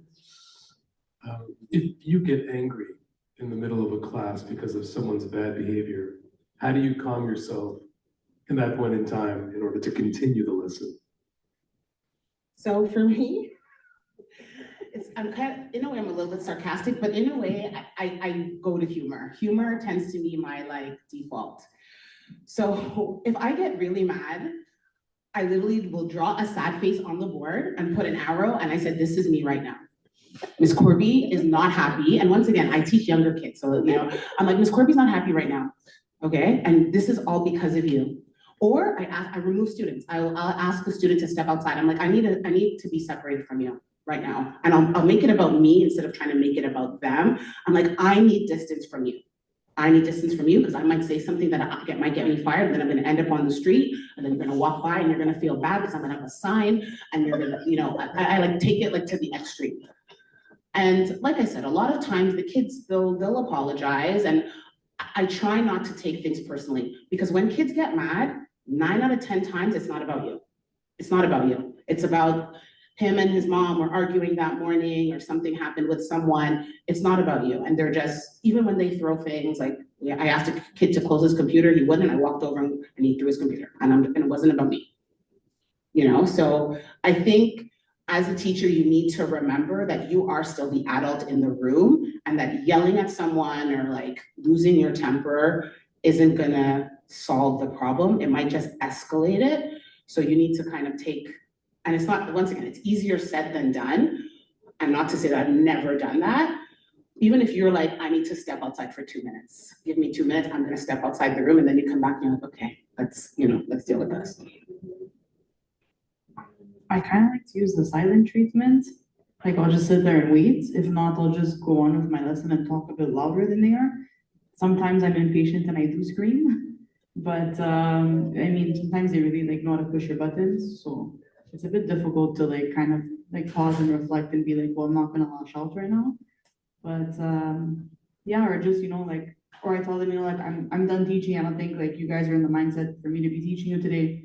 Close everything, put down your heads, I don't want to hear you, kind of thing.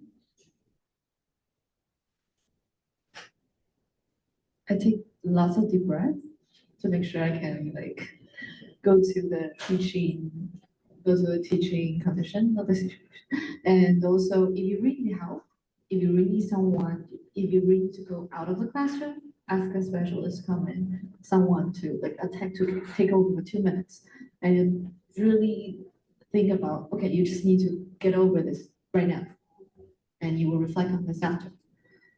And I will do as the same as you did. Like there's one time, there's kids just keep asking the question. Elementary kids, they love to ask you questions. They just keep asking, and sometimes you will have like a bunch of people around you. There's no space, personal space at all. And there's a kid already asked me 4 times whether they can go to the washroom. And I said, no, because someone's out there. You can wait for the person to come back. And the 5th time, he's asking. And I'm like, I turned around and say, could you just give me 1 minute?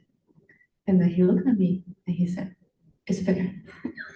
And I think they understand, they understand. So be honest with them, that's okay. You don't need to be mad, because when you be mad, you lose the class.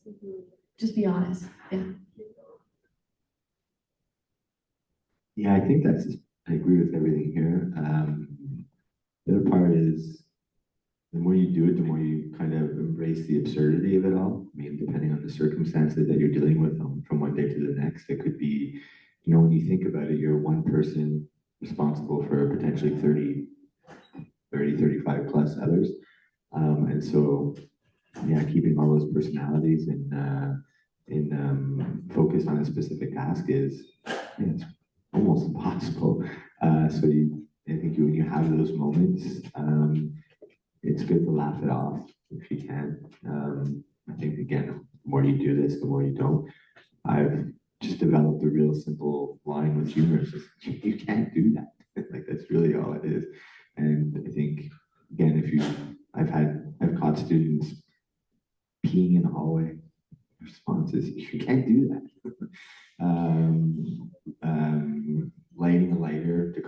closed down. You can't do that. Yeah, pulling out scratch tickets after doing a practice exam, just because almost as a way of symbolizing the idea that I'm not going to get through this.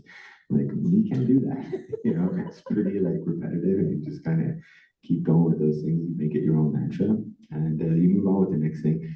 If it's a severe thing, of course, you want to isolate yourself with a kid out in the hallway and remove yourself with that person who may be really pushing you over the edge to have that one-on-one conversation. You don't want to allow that to become fodder for everybody else to kind of start losing their marbles and having fun at your expense. So I guess that would be it. Yeah. So we're close to 7. I know, Sav, you want to give you the last word as our moderator. Want to close it up?